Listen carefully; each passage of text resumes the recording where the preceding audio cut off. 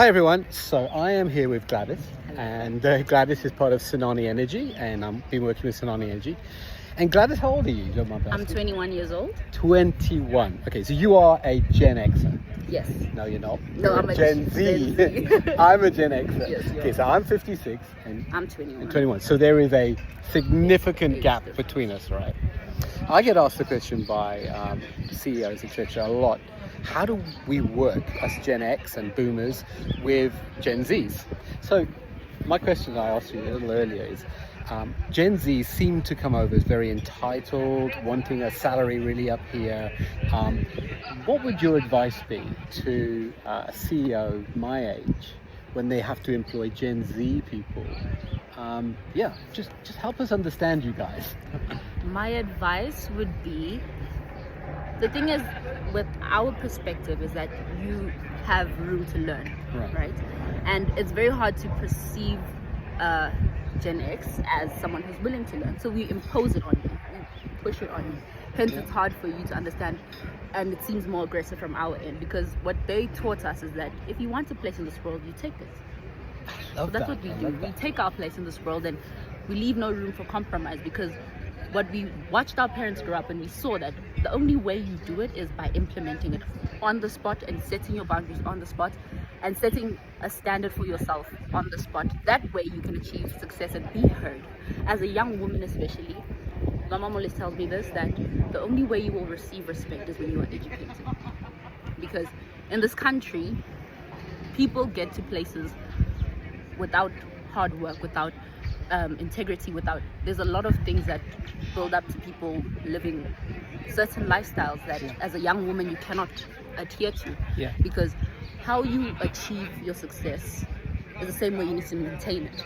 If you cannot maintain your success from that point, you will not be able to achieve it for a lifetime.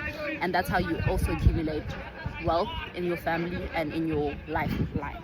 Personally, for me, I've learned to hear and listen, and also speak. I am willing to learn.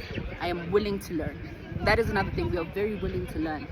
But if you don't hear us, we will make you hear us. I love this thing you say about, I want to be heard. What advice could you give someone like me to present that you feel heard? You know, what can we do to make you, as a Generation Z, feel heard then? I feel like allowing us to, allowing the new generation to evolve and allowing us to share our ideas. We have so many brilliant ideas, but nobody wants to hear us because they think we're kids. So what I would say is, listen, like any parent would tell you, if you listen to your child, you will hear the needs of your children, like any parent would. So in a company, if you listen to, especially the Gen Zs, they will tell you the true problems in the company. And that can be really intimidating for people like us, right? And so I guess we have to learn that Gen Zs are not attacking us. We're not attacking. But they feel strongly about these things and they want to have a voice, right? So we have to learn to be more secure. Right? Yeah, definitely. I think for your generation, it's more of, you're never too old to learn something. I don't think you're ever too old to learn. My kids tell me that. You're never too old to learn anything new. You're never too old to be empowered by a young person. Young people are very powerful, especially with their expressive nature. We speak what we want to say, and if you listen with the attempt of understanding, that is the one thing. You can listen to me. If you do not understand where I'm coming from, we are completely on different planes. I love that.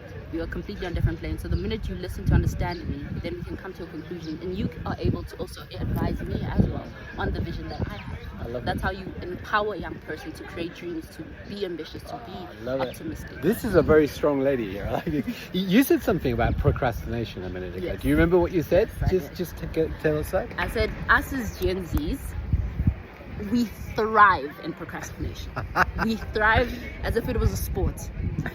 We find it very hard to commit to certain things because we have this thing of, I'll do it. As long as, I'll do it. And the minute it gets to the point where it is needed now, we just push everything away and we don't do it accurately and with precision. Whereas your generation, you guys actually, you don't procrastinate. No. You don't procrastinate because you understand the value of time. And this is another thing.